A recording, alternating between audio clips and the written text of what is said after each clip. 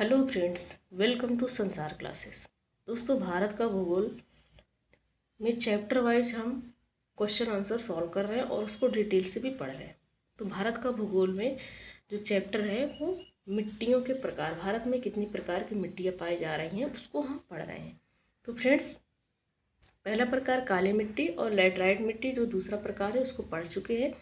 और ये तीसरा प्रकार है मिट्टी का, जिसे दोमट या जलोढ़ मिट्टी कहते हैं। तो इसको आज हम डिटेल से पढ़ेंगे और इसके क्वेश्चन को भी सॉल्व करेंगे। तो फ्रेंड्स, यदि आप हमारे चैनल पर नए हैं तो प्लीज़ चैनल को सब्सक्राइब कर लीजिए। फ्रेंड्स, आपसे रिक्वेस्ट है, आपसे निवेदन है कि हमारे चैनल को सब्सक्राइब कर लीजिए। फ्रेंड्स, चैनल हमारा नया है तो प्लीज़ चैनल को आगे बढ़ाने में हमारी मदद करें फ्रेंड्स। और हमें पूरा विश्वास है कि आप हमारे चैनल को आगे बढ़ाएंगे, चैनल को सब्सक्राइब करेंगे। तो चलिए फ्रेंड्स, स्टार्ट करते हैं। दोमट या जलोढ़ मिट्टी, इसके पॉइंट को पहले पढ़ते हैं। नदियों द्वारा लाई गई मिट्टी को जलोढ़ मिट्टी कहा जाता है। जैसे ये क्या है, ऑलरेडी एक कहीं मिट्टी है, ये मिट्टी है, ठीक है, ये ज़मीन है, ऐसे मान लीजिए आप। ये ज़मीन एक तरह पर ऐसे है और नदी इधर से बहते हुए आ रही है। नदी इधर से बहते हुए आ रही तो अपने साथ कुछ ना कुछ नदी बहा कर ले आती है, बहा कर ले आती है और यहाँ से गुजरी नदी ऐसे। तो ये क्या करती है, जो अपने साथ लेकर बहा कर आ रही है मिट्टी यहीं पर छोड़ दी। कौन? मिट्टी को, जो भी अपने साथ नदी बहा कर लेकर आ रही है छोड़ दी। तो जो पहले मिट्टी थी इसके ऊपर क्या है, ये बहाकर जो नदी लाई है उसके ऊपर चढ़ गई, उसके ऊपर क्या, उसको उड़ा दी ना, इसीलिए इसको जलोढ़ कहते हैं। इसीलिए इसका नाम क्या पड़ा है, पहले से जो ज़मीन है उसके उस ज़मीन के ऊपर नदी द्वारा बहा कर ले आए गए मिट्टी को या कूड़ा कचड़ा को, जो भी है बहा कर ले आई है उसके ऊपर छोड़ दी, तो वो मिट्टी के ऊपर क्या हुआ, जैसे उड़ा दिया गया। इसीलिए इस मिट्टी का नाम पड़ गया जलोढ़ मिट्टी, जलोढ़ मिट्टी। तो नदी द्वारा जो बहा कर लाई गई मिट्टी है उसको जलोढ़ कहेंगे, जो ऑलरेडी पहले से थी उसको नहीं, जो बहा कर लाई गई है उसको। राष्ट्रीय मृदा सर्वेक्षण एवं भूमि उपयोग नियोजन ब्यूरो की नवीनतम रिपोर्ट के अनुसार नवीनतम रिपोर्ट के अनुसार क्या कहा गया है, जलोढ़ मृदाएं देश में 33.5% भागों के लगभग 11 लाख वर्ग किलोमीटर क्षेत्र में फैली हुई है। कितना प्रतिशत? 33.5%। कितना लाख वर्ग किलोमीटर? 11। यह मिट्टी कहाँ कहाँ? पंजाब, असम के विशाल मैदानी भागों के साथ साथ ये नर्मदा नदी, ताप्ती नदी, महानदी, गोदावरी, कृष्णा नदी, कावेरी नदी घाटियों में भी फैली हुई है। तो जाहिर सी बात है, जब नदी के द्वारा बहा कर लाई जाती है तो नदी जहाँ पर है उसी के आसपास ही पाई जाएगी। तो सारी नदियों का नाम दे दिया। पंजाब में 5 नदियाँ हैं और असम में भी ब्रह्मपुत्र नदी बहकर आती है, बहा कर लाती है। नर्मदा नदी, ताप्ती नदी, महानदी, गोदावरी, कृष्णा नदी, कावेरी नदी, ये सब क्या है, गंगा नदी भी आ जाएगा। इसी सभी घाटियों में ये जलोढ़ मिट्टी फैली हुई है। इनका निर्माण हिमालय तथा प्रायद्वीपीय से प्राप्त मालवा तथा अपसारी सागर द्वारा छोड़े गए गाद द्वारा हुआ है। इनका निर्माण हिमालय से भी बहुत सारी नदियाँ निकलती हैं, प्रायद्वीपीय भारत में भी क्या है, नदियाँ बहती हैं। इनके द्वारा जो अपसारी सागर है, इनके द्वारा छोड़े गए जो गाद है, इनके द्वारा इनका निर्माण हुआ है। जहाँ से नदियाँ बहती हैं, वहाँ जहाँ से नदियाँ बहना स्टार्ट की गई, जैसे हिमालय से नदियाँ निकली तो हिमालय से भी कई प्रकार की मिट्टियाँ या फिर कई सारे जो है अपने साथ चीज़ों को बहा कर ले आएगी। इनका रंग हल्के धूसर से भस्मी धूसर के बीच और गठन रेतीली से गाढ़ी दोमट मिट्टी के बीच पाया जाता है। रेतीली भी होती हैं और गाढ़ी मिट्टी भी होती हैं। दोमट मिट्टी की बात करने लगा। दोमट मिट्टी में पोटास, फास्फोरिक एसिड, चूना और जैव पदार्थों की प्रचुरता पाई जाती है।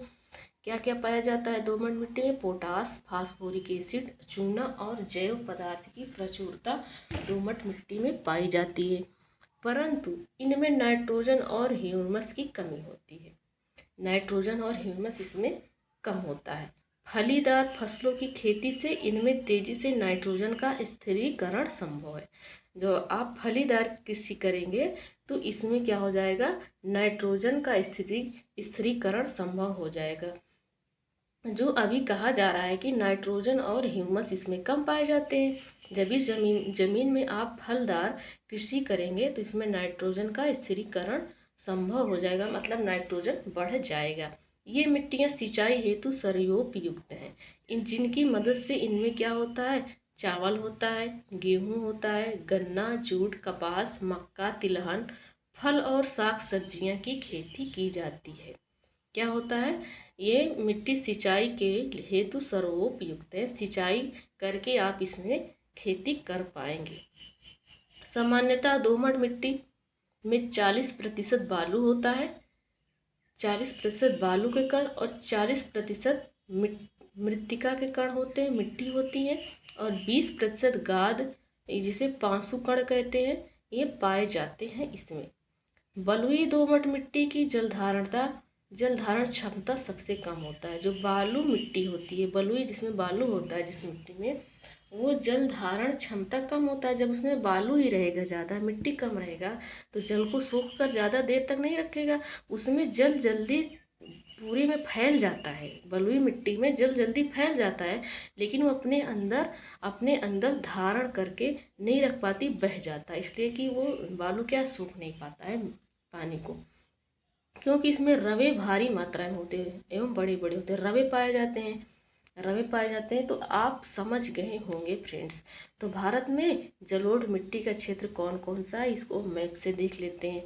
तो देखिए फ्रेंड्स, यहाँ से पंजाब शुरू हुआ, हरियाणा शुरू हुआ, उत्तर प्रदेश शुरू हुआ, बिहार हुआ, पश्चिम बंगाल का कुछ भाग, और ऐसे चला गया कहाँ, असम और कुछ मेघालय का पोर्शन, और इधर पश्चिमी जो तट है, आंध्र प्रदेश, तेलंगाना, उड़ीसा, ये इसका पोर्शन, और इधर क्या है, उत्तर प्रदेश और बिहार, और इधर से कुछ पोर्शन महाराष्ट्र और गुजरात का। इधर क्या पाया जाता है, जलोढ़ मिट्टी पाई जाती है, इसलिए यहाँ पर गेहूँ, गन्ना, धान, इन सब की खेती अधिक मात्रा में हो जाती है। अगला पॉइंट क्या है फ्रेंड्स, जलोढ़ मिट्टियों को दो उपवर्गों में विभाजित किया गया है।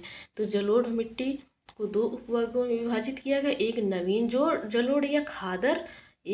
जलोढ़ या खादर, दूसरा प्राचीन जलोढ़ या बांगर। अब इसको समझते हैं।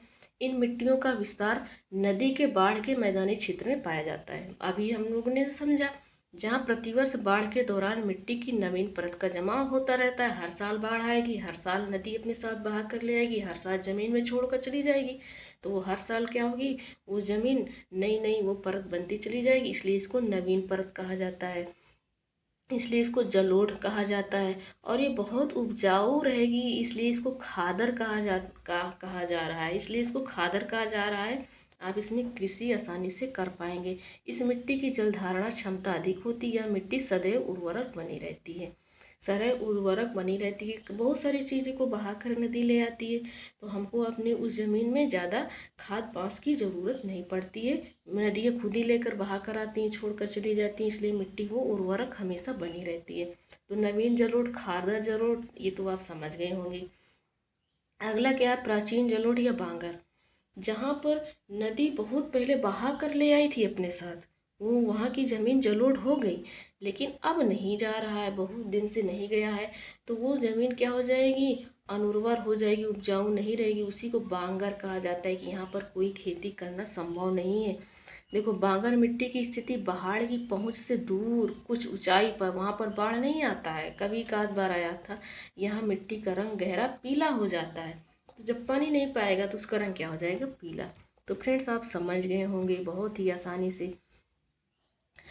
रक्ताभ भूरा पाया जाता है, पीला या रक्ताभ भूरा पाया जाता है, जिसमें चूनेदार कंकड़ के पिंड अधिक पाए जाते हैं। वहाँ पर क्या होगा, चूनेदार कंकड़ मिलेंगे। बांगर मिट्टियों पर लवणीय और क्षारीय प्रस्फुटन के कारण रेह का जमाव मिलता है। रेह या कल्लर जिसको कहते हैं, वहाँ पर पानी नहीं जा रहा है, बांगर मिट्टी हो गई है, लवणीय हो गई है, लवणीय क्षारीय हो गई, खट्टी लगेगी मिट्टी उनको चखने पर, उसी को रेह या गांव की भाषा में रेहू कहते हैं। बहुत पहले रेहू वाली मिट्टी से ही पहले लोग क्या करते थे, कपड़ा की धुलाई करते थे, वैसी मिट्टी हो जाएगी। यह मिट्टी कम उर्वरक होती है, इसमें नियमित उर्वरकों की आवश्यकता नियमित उर्वरकों की आवश्यकता होती है। अब भाबर क्या है, भाबर देख लेते हैं। शिवालिक के गिरिपदीय क्षेत्र में जलोढ़ पंख पाए जाते हैं। जलोढ़ पंख पाए जाते हैं। शिवालिक का जो गिरिपदीय क्षेत्र है, नीचे वाला क्षेत्र जो शिवालिक का है, वहाँ पर ये पाए जाते हैं, जिनकी मिट्टी स्थूल और गुटिका युक्त होती है। स्थूल मतलब क्या होता है, छोटा छोटा गुटों में, छोटे छोटे टुकड़े या गुटों में होती है। इसे भावर कहा जाता है, भावर कहा जाता है इस मिट्टी को। भावर के दक्षिण भाग में दलदली और गाढ़ी मिट्टी वाले क्षेत्र को तराई कहा जाता है। जहाँ दलदली क्षेत्र रहेगा, गाढ़ी मिट्टी पाई जाएगी, चिपचिपी रहेगी, उसको तराई क्षेत्र कहा जाता है, तराई क्षेत्र कहा जाता है। और जहाँ मिट्टियाँ छोटे छोटे स्थूल या गुटकों में बटी होती हैं, उसको भावर कहा जाता है। यहाँ की मिट्टी में नाइट्रोजन और जैविक पदार्थ की प्रचुरता और फास्फेट की कमी पाई जाती है। नाइट्रोजन और जैविक पदार्थ क्या पाए जाते हैं, प्रचुर मात्रा में पाए जाते हैं, और फास्फेट की कमी होती है। यहाँ के ऊंचाई भागों में प्राप्त प्राचीन जलोढ़ राढ़ या रेह नाम से जाना जाता है। ऊंचाई भाग में क्या होता है, बाढ़ नहीं आ पाता है, ऊंचाई भाग में ही प्राचीन जलोढ़ पाया जाता है, उसी को प्राचीन जलोढ़ कहा जा रहा है।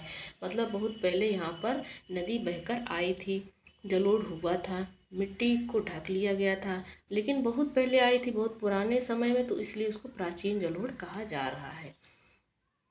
तो फ्रेंड्स, यहाँ पर हमारा थ्योरी सेक्शन कंप्लीट होता है। आप चलिए क्वेश्चन को सॉल्व करते हैं, जो क्वेश्चन पूछे जा चुके हैं। पहला है क्या है, जलोढ़ मिट्टी के संदर्भ में नीचे दिए गए 4 कथनों में से कौन सा कथन सही है।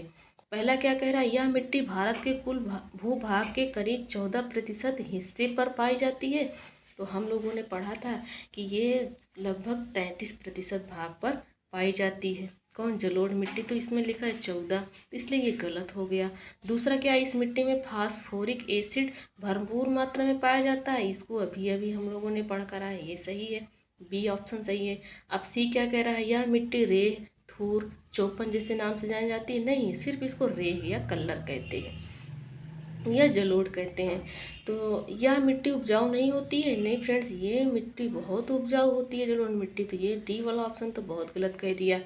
तो हमारा आंसर क्या हो जाएगा, बी ऑप्शन सही हो जाएगा। अगला है, भारत में सबसे अधिक उपजाऊ मृदा कौन सी है। तो जलोढ़ मृदा सबसे उपजाऊ मृदा है। हर साल ये नवीन होती रहती है, हर साल ये नवीन होती रहती है। इसमें नाइट्रोजन की मात्रा कम होती है, इसमें नाइट्रोजन की मात्रा कम होती है। जलोढ़ मृदाएं मूलतः हिमालय के निक्षेपों से बनी है। कहाँ से बनी है, हिमालय के निक्षेपों से। अगला क्या है, कौन सी मिट्टी नदियों द्वारा निर्मित है। तो जलोढ़ मृदा नदियों द्वारा निर्मित है। अगला क्वेश्चन क्या है, अगला क्वेश्चन क्या है फ्रेंड्स, भारत में सबसे बड़ा मिट्टी का वर्ग है। तो जो कछारी मिट्टी है, ये सबसे ज़्यादा भारत में पाई जाती है।